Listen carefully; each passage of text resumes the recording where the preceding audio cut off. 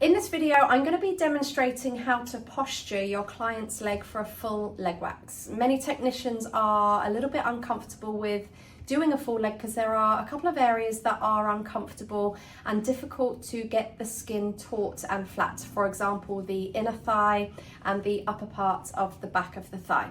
I'm going to walk you through how to position your client's leg and explain why with relevance to the direction of hair growth.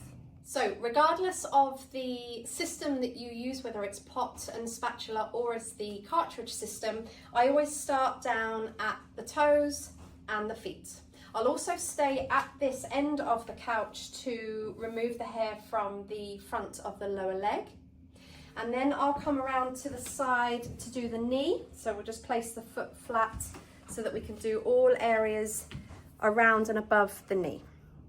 Once we've done this area, we're going to just allow the knee to bend in so that we can get to the outer part of the thigh where the hair grows at that angle. So it's not straight down, and as we come towards the knee, it levels out and straightens out.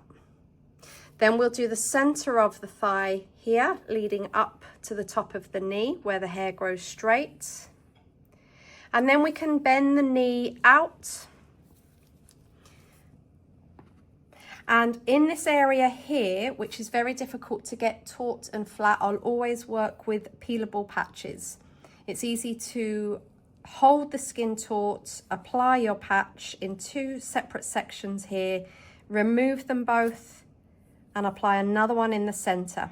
The peelable wax doesn't adhere to the skin, so there won't be any bruising on the area.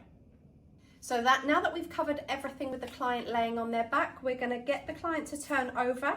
And of course, we've removed the hair from this upper part of the thigh here, which just leaves this very last area here that you can stand at the foot of the couch and do your application with the hair going across the leg to do your removal. That usually takes about 3 minutes and the back of one of the legs is done.